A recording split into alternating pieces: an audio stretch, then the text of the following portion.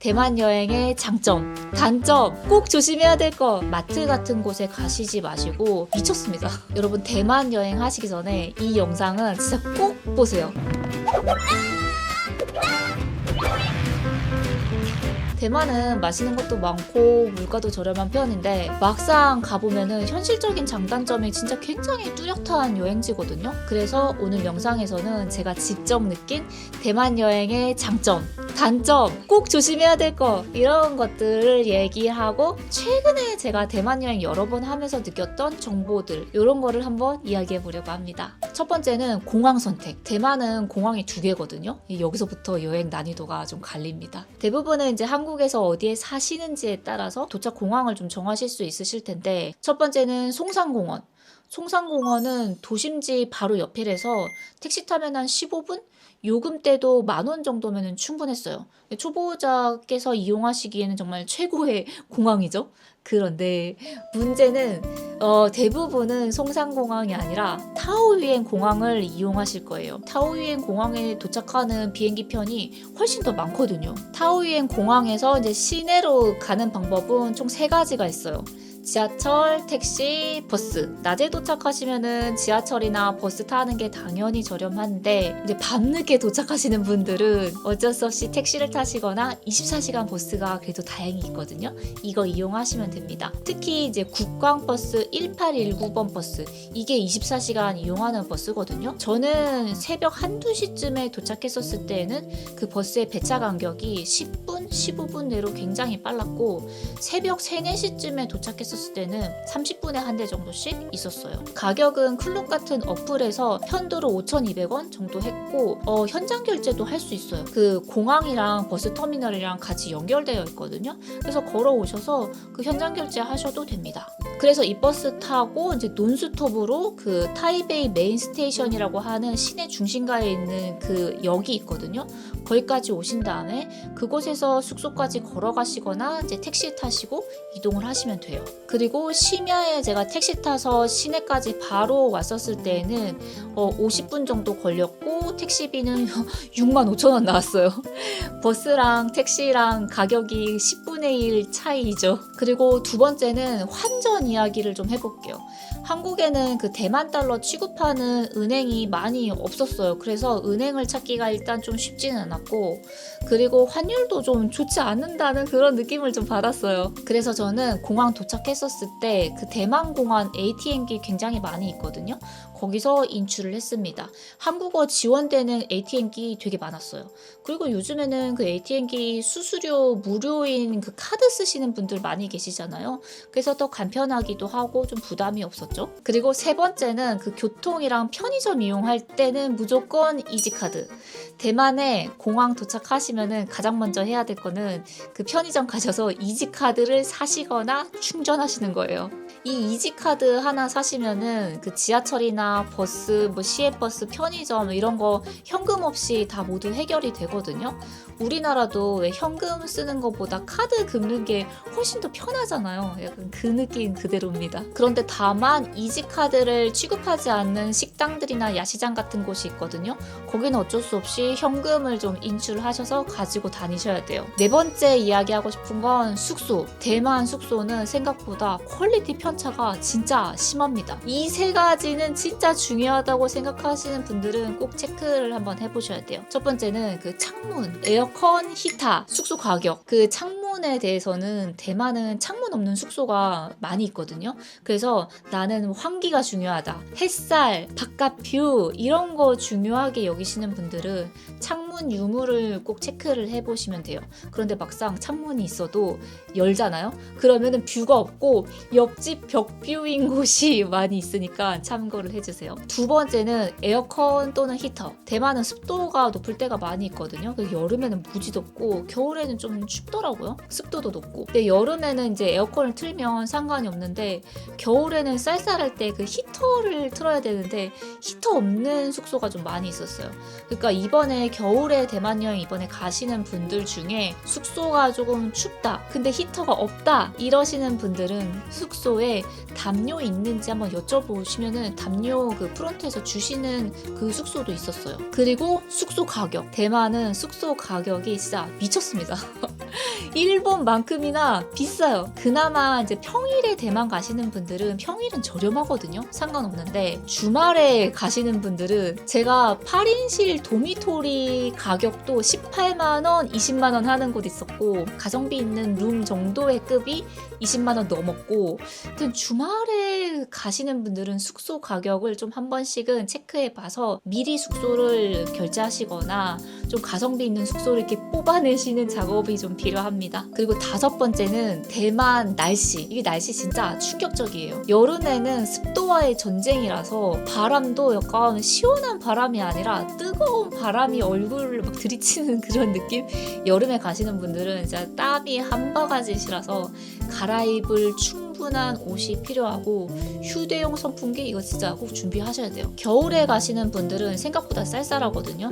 그래서 스웨터를 저는 입었었고 저녁에는 스웨터 플러스 겉옷 같이 입어야지 좀 따뜻했었습니다. 숙소에서 담요를 추가 요청을 계속 했었고요. 6번째는 진짜 중요한 음식도 진짜 장단점이 확실합니다. 대만은 호불호가 좀 강한 것 같아요. 그 향신료 때문에 뭐 우육면, 만두, 볶음밥 이런 것에도 향신료가 좀 있을 때 호불호가 갈리시는 분들이 있었습니다.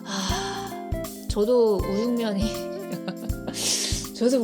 좀 잘 안 맞았어요. 근데 딤섬은 또 엄청 맛있더라고요. 이게 저는 향신료 때문인 것 같은데 그 향이 한국 음식이랑은 당연히 완전히 다르고 베트남이나 태국 같은 그 동남아의 향신료랑은 또 다른 느낌이에요.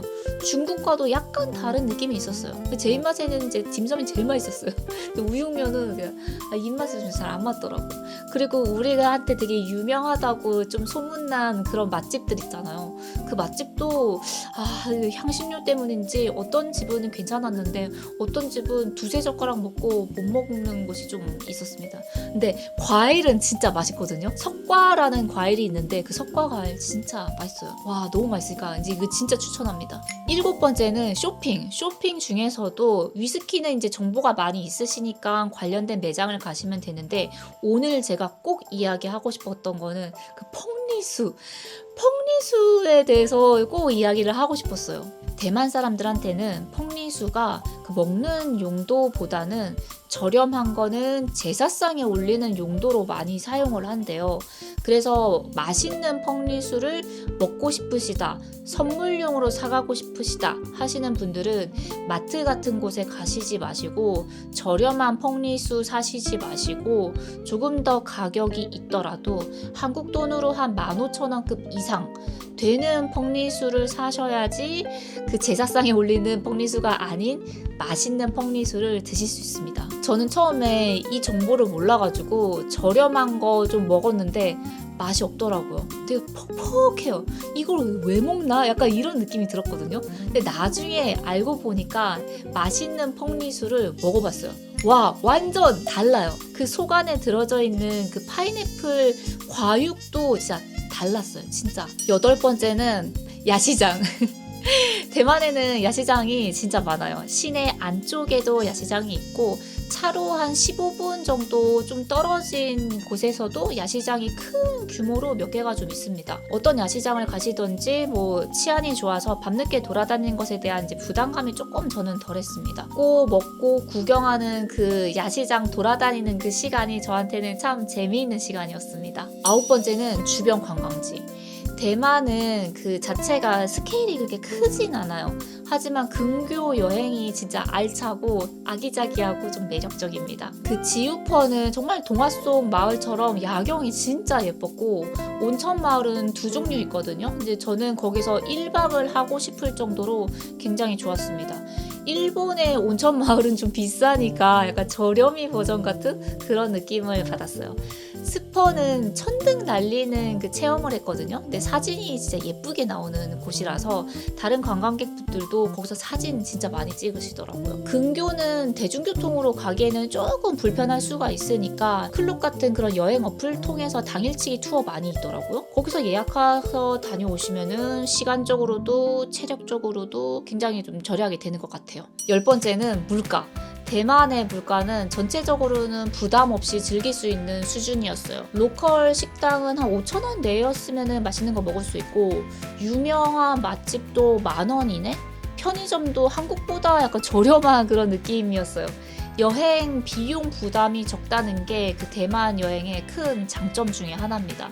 확실히 물가가 저렴하면은 맛있는 것도 많이 먹고 돈에 대한 걱정이 좀 덜 하니까 여행에 좀 재미가 좀 올라가는 편이더라고요. 11번째는 치안이랑 위생. 바가지가 없는 것 같은 기분 나쁨이 전혀 느껴지지 않았어요. 야시장 같은 데도 그랬었고. 밤늦게 돌아다닐 때도 좀 편안했었는데 불안함이 없었는데 그 가장 인상 깊었던 거는 그 위생에 관련된 거.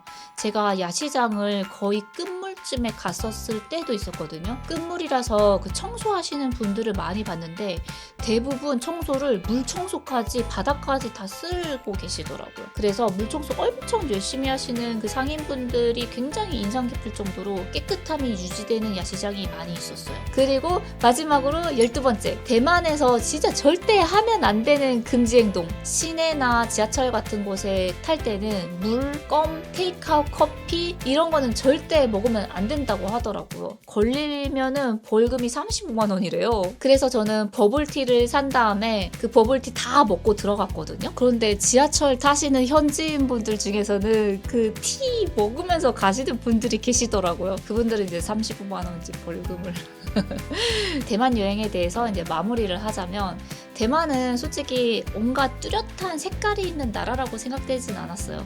중국, 일본 문화가 좀 적절하게 섞여 있는 듯한 느낌을 받았거든요. 대신에 편하고 가깝고 친절하고 좀 아기자기한 소소한 재미를 좀 좋아하시는 분들한테는 최고의 여행지가 아닌가 생각이 들었습니다. 주말에 가볍게 떠날 수 있고 맛있는 음식도 있고 야시장도 있고 그리고 세상 친절한 분들이랑 좀 편리하고 깨끗한 그런 느낌. 그래서 대만 여행은 이런 게 큰 장점이지 않을까 싶습니다. 그럼 전 다음 여행지에서 다시 만날게요. 안녕!